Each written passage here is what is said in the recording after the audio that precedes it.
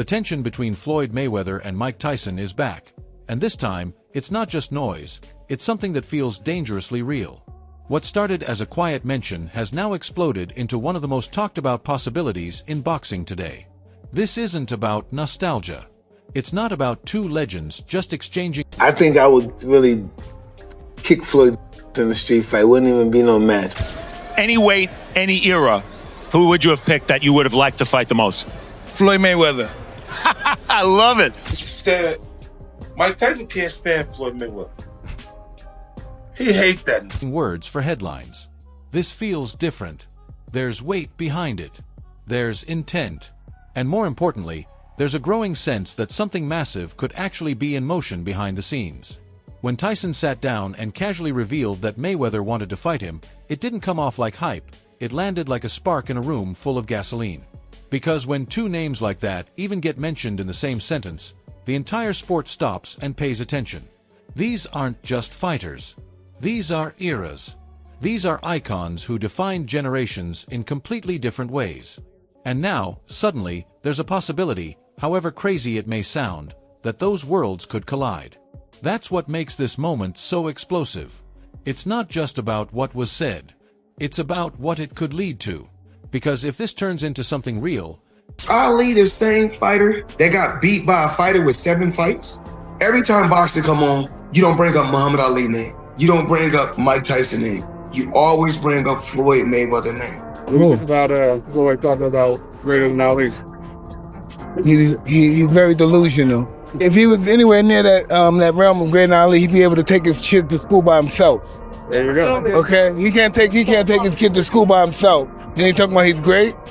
Greatness is not guarding yourself from the people. Greatness is being accepted by the people. He can't take his kids alone to school by himself. He's a little scared man. He's a very small, scared man. There you go. Thank you, sir. if this goes from conversation to contract, we're not just looking at a fight. We're looking at a moment that could shake boxing to its core. One sentence. That's all it took to send the entire fight world into chaos. Floyd wanted to fight me. The moment those words came out, everything changed. Social media lit up instantly. Fans, analysts, fighters, everyone started imagining the impossible. And that's what made it so powerful. Not just the idea of the fight, but the contrast. Two completely different fighters. Two completely different styles. Two personalities that couldn't be further apart. And yet somehow, it makes perfect sense. Tyson didn't sound emotional when he said it. He didn't sound angry or bitter. In fact, he sounded calm, almost at peace with the idea. He even made it clear there's no hate there. No bad blood. But then... Oh my God! I got a question for you. One question. I am Mike Tyson in his prime versus Money Floyd Mayweather in his prime. Who would win? Ooh, that's a great question. I'm probably 50 pounds heavier than Floyd, so I don't think we ever fight. No, we can never fight. We're two Because we can only see that in a video game. So I wanted, I wanted to know, what's your thoughts? And also, when you see Floyd now, do he remind you of him? Do he remind you of yourself when you was rocking? Yeah, to a certain degree, not totally, because he's not menacing. He's not a threat to the fact that he can hurt somebody. Right. You know what I mean? He's not that guy. You know what I mean? He's not going to hurt somebody. He's not going to go into the store and drag somebody out the store or do something ridiculous. That you might have done. Then came the line that flipped everything on its head. Quiet confidence, delivered like only Tyson can. He said it looks like Mayweather is going to get knocked out. And just like that, this wasn't a friendly conversation anymore. This became a storyline people couldn't ignore. What started as a respectful acknowledgement between two legends suddenly turned into something much bigger, a potential mega fight that fans can't stop thinking about. Because now the question isn't, did he say it? The question is, what happens if it actually happens? And now we're entering territory that goes beyond speculation. This is where things start to feel historic. Mike Tyson isn't just talking about a fight. He's talking about something that could redefine his entire legacy. And that's not a small claim coming from someone who's already lived through some of the biggest moments in boxing history. He's fought legends. He's headlined massive events. He's been at the center of chaos, dominance, and controversy. And yet, he's saying this could be bigger than all of it. That alone tells you how serious he is about this. He's not treating this like a sideshow. look at Pretty Boy Floyd compared to Money Mayweather, two different fighters. Because when I was Pretty Boy Floyd, I was active, fighting all the time, every couple months. So I stay in the gym, I stay fighting, I'm in the flow. So I could throw punches, tear a motherfucker ass up. Then when I got older, I'm still wise. I'm still gonna tear your ass up, but in a different way. Right. So still winning the fight, but too. you got to stay in the strategy. flow. Right. You have to stay in the flow. He's treating it like a defining moment. And then you hear that negotiations might actually be happening behind closed doors. That's when it stops being just talk. That's when fans start leaning forward, paying closer attention. Add to that Mayweather's response: cool, controlled, and intentional. And suddenly, this doesn't feel like coincidence anymore. When he says, "We getting ready," he's not just filling space. He's planting a seed. And now both sides are circling, both sides are teasing, and the entire boxing world is watching closely. Because if this turns into reality, it won't just be another fight night, it'll be a collision of legacies. Before we get carried away with what could happen, it's important to understand who we're actually talking about here. These aren't just fighters with impressive records. These are two completely different forces that shaped boxing in their own image. On one side, you have Floyd Mayweather, a master of control, precision, and discipline. A fighter who didn't just win, but dominated mentally. Every move calculated. Every punch intentional. He turned defense into an art form and built an empire through intelligence as much as skill. And then on the other side, there's Mike Tyson, the definition of raw power. Yeah, he's not going to do anything ridiculous like that. He's going to have somebody probably, but only because in a situation like that, when everybody loves you, you appear that everybody loves you, you don't know who really doesn't love you. You're never going to have a chance to be at peace with yourself and to know who you really are, because there's too many people talking to you. Yes, from the outside to everybody, yes, doesn't look good. It just doesn't look good what's going on with him right now. We could all be wrong, but from what we're seeing from the outside, things don't look explosive, relentless. A fighter who didn't just beat opponents, he overwhelmed them. In his prime, he was fear itself inside the ring. Speed, aggression, and knockout power that could end a fight in seconds. These aren't just contrasting styles, they're opposite philosophies. One represents control. The other represents chaos. And now, the idea that these two worlds could collide is what's capturing everyone's attention. Because it's not just about... Everyone is always trying to judge Mike Tyson. He lived his life the way he wanted to live his life. No one can say what they would have done if they were in his shoes. Boxing will live on. It's the Mayweather era. Not just myself, but the Mayweather brand. I have my own style, and what I made cool about boxing is not taking punishment. Who wins? It's about which style survives. Intro 5. At its core, this potential clash is about something deeper than competition. It's about legacy. Tyson versus Mayweather isn't just a matchup, it's a statement. One man built his career on perfection. The other built his on destruction. One avoided damage at all costs. The other delivered it without hesitation. And now, for the first time ever, those paths might cross in a way no one ever expected. What makes this even more compelling is that there's no real hatred here. Tyson himself made that clear. This isn't fueled by personal grudges or bad blood. It's driven by something much bigger, the desire to be remembered as the greatest. That's what separates legends from everyone else. It's not enough to win. It's about leaving something behind that can't be ignored. And if this fight actually happens, that's exactly what it becomes. A moment that defines not just careers. That statement, it didn't feel like a joke, it felt like a warning. The way he said it, calm and almost casual, made it even more intense. Because that's when you know he's serious. He's not shouting. He's not trying to sell anything. He's simply stating what he believes is going to happen. And that belief is what makes this so dangerous. Because Tyson isn't stepping into this thinking about survival. He's stepping in to finish it. And when a fighter with his history starts visualizing outcomes like that, people listen. Fans around the world didn't just react, they leaned in. Because deep down, everyone understands what's at stake here. This isn't about proving something small. This is about rewriting expectations. In the modern landscape of mixed martial arts, where true bad blood is increasingly rare and most rivalries feel manufactured for pay-per-view numbers, the brewing hostility between Khamzat Chimaev and Sean Strickland stands out as something far more visceral and authentic. This is not just another heated build-up. It represents a terrifying collision of two completely different worlds, cultures, and personalities that could explode the moment they step inside the octagon. To fully understand the gravity of this matchup, one must first examine the chaotic and unconventional trajectory of Chimaev's recent life outside the cage. The Swedish Chechen fighter, once seemingly settled in a comfortable life in Sweden, made a dramatic return to Chechnya, where he reportedly became deeply entangled with powerful political and dictatorial figures. This alliance allegedly brought him extravagant rewards. On the show just last week, and at the moment he's currently being profiled, as you'll know, on the channel, being Mike Tyson. That airs tonight as well. But on the show last week, he was talking about the fact that you're probably the last of these box office stars. You know, young guys are looking to the UFC fighters as opposed to traditional boxers, but you're probably the last of those box office stars. What do you say to that? Well, I commend Tyson because he's one of the guys that paved the way for me to be where I'm at. You know, he's a legendary champion. And the only thing I have to say about Mike Tyson is... including luxury vehicles and other lavish gifts, reportedly in exchange for training the offspring of high-profile politicians. However, when the political expectations grew heavier and the leash tightened beyond comfort, Chimaev made another abrupt move, this time relocating to the Middle East.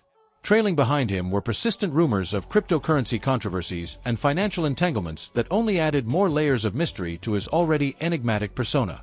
On one side stands this nomadic powerhouse, a fighter whose background is shrouded in geopolitical shadows and questions that few dare to ask publicly. On the other side is Sean Strickland, the unfiltered, aggressively American volume striker who has made it his mission to weaponize every ounce of this controversy. Strickland doesn't shy away from the rumors. He amplifies them, turning Chimaev's off-cage life into verbal ammunition. The animosity between them is so raw and personal that industry insiders openly admit the UFC cannot even organize a standard pre-fight media face-off without the very real risk of a full-blown riot breaking out. This is not mere promotional hype. I commend Tyson because he's one of the guys that paved the way for me to be where I'm at. You know, he's a legendary champion. And the only thing I have to say about Mike Tyson is everyone is always trying to judge Mike Tyson. He lived his life the way he wanted to live his life. No one can say what they would have done if they were in his shoes. Boxing will live on. You know, it's the Mayweather era. Not just myself, but the Mayweather brand. You know, I have my own style and what I made cool about boxing is it is an irreconcilable clash of ideologies, lifestyles, and egos that transforms what should be a standard prize fight into a volatile, unpredictable spectacle. When these two men finally meet, the tension won't just be about fighting styles. It will be about pride, identity, and unresolved grudges that have been simmering far beyond the confines of combat sports. For a long time, the overwhelming consensus within the MMA community was crystal clear. A grappling phenom like Khamzat Chimaev would effortlessly bulldoze a predominantly stand-up fighter like Sean Strickland. The narrative seemed logical. Chimaev's suffocating wrestling, explosive power, and Dagestani-style pressure would end the fight early, likely inside the first 2 rounds. However, recent performances and deep analysis of training footage have forced analysts and fans alike to completely rewrite that script. Strickland has undergone a remarkable evolution, transforming from a solid, dependable middleweight into an absolute cardio machine with a defensive structure that seems purpose-built to neutralize raw aggression. Those who closely study his recent bouts and sparring footage note that his physical conditioning has reached a terrifying new peak. You know, one of the things that people forget is that Floyd went through a big transition of his own. If you go back to the early parts of his career and you watch when he was Pretty Boy Floyd, he was a much more aggressive fighter and he would put himself in danger much more. And then when he became Money Mayweather, like as it got later and later in his life, he just got so much more brilliant defensively. And then he became the guy that you see shutting out Canelo Alvarez, stopping all these guys, just shutting everything down. He just became this defensive wizard to the point where you'd see world-class fighters like Sugar Shane Mosley, who did tag him, but other than that, didn't really. Once he recovered, he didn't really know what to do with Floyd. Floyd just had the answers to his style. He had figured him out. Yeah, and I even... His gas tank appears almost bottomless, and his ability to maintain output across 5 rounds has become one of the most underrated weapons in the division. While Chimaev is renowned for overwhelming opponents in the opening minutes with relentless takedown attempts and ground control, Strickland has proven he is uniquely equipped to survive that initial storm. His true superpower lies not in overwhelming strength or one-punch knockout power, but in his almost supernatural ability to repeatedly get back to his feet, defend submissions at an elite level, and frustrate grapplers who expect easy finishes. On paper, Chimaev will almost certainly secure takedowns. That much is a given against nearly any opponent at middleweight. But the real mystery and the decisive factor of this fight will unfold in the championship rounds. If Strickland can consistently escape control positions, scramble back to his feet, and drag the imposing wrestler into the deep, exhausting waters of the third, fourth, and potentially fifth rounds, the entire dynamic of the bout will shift dramatically. What begins as a potential early mauling could quickly turn into a grueling war of attrition. In those later rounds, Chimaev's legendary explosiveness may begin to fade, while Strickland's iron engine, his relentless pace, technical striking, and mental resilience, could take over. The fight that many once viewed as a mismatch is now shaping up to be a fascinating test of whether raw grappling dominance can overcome elite cardio and defensive tenacity. Intro 3. The tactical debate surrounding a potential Khamzat Chimaev versus Sean Strickland showdown offers a fascinating study in risk management and fight IQ. Despite Chimaev's undeniable punching power, clearly demonstrated by his ability to drop a highly credentialed veteran like Gilbert Burns, most fighting strategists agree that standing and trading with Sean Strickland would be a catastrophic strategic mistake. Strickland is not a traditional knockout artist who hunts for one clean shot. Instead, he is a master of volume striking, distance management, and psychological warfare. He operates from an awkward, upright stance and a tight defensive shell that makes him incredibly difficult to hit cleanly. Opponents often find themselves swinging at air, growing more and more frustrated as Strickland peppers them with a relentless jab, low kicks, and constant forward pressure that never allows them to settle into their own rhythm. Because of this unique skill set, the smart money heavily dictates that Chimaev must immediately abandon any ego-driven desire to prove himself on the feet. His path to victory lies entirely in his devastating wrestling. The Dagestani-style chain wrestling, pressure, and ground control remain his greatest weapons. Any deviation from that game plan risks walking straight into a defensive meat grinder specifically designed to humiliate aggressive brawlers. A major question mark still hovers over Chimaev's durability and cardio when forced to absorb sustained, frustrating volume over multiple rounds. If the Wolf allows his pride to pull him into a striking battle, he could quickly find himself drained, both physically and mentally, as Strickland's awkward style disrupts timing and forces wasteful energy expenditure. The tactical imperative is clear. Chimaev must use his grappling advantage ruthlessly and early. Strickland, meanwhile, will look to survive the initial waves of pressure, bait Chimaev into stand-up exchanges, and slowly break him down with volume and pace. This fight will ultimately be decided by whether Chimaev can impose his wrestling will before Strickland's striking trap springs shut. It's not just about who wins, it's about which style survives. Intro 5. At its core, this potential clash is about something deeper than competition. It's about legacy. Tyson versus Mayweather isn't just a matchup, it's a statement. One man built his career on perfection. The other built his on destruction. One avoided damage at all costs. The other delivered it without hesitation. And now, for the first time ever, those paths might cross in a way no one ever expected. What makes this even more compelling is that there's no real hatred here. Tyson himself made that clear. This isn't fueled by personal grudges or bad blood. It's driven by something much bigger, the desire to be remembered as the greatest. That's what separates legends from everyone else. It's not enough to win. It's about leaving something behind that can't be ignored. And if this fight actually happens, that's exactly what it becomes. A moment that defines not just careers, but eras. When Tyson dropped that statement, it didn't feel like a joke, it felt like a warning. The way he said it, calm and almost casual, made it even more intense. Because that's when you know he's serious. He's not shouting. He's not trying to sell anything. He's simply stating what he believes is going to happen.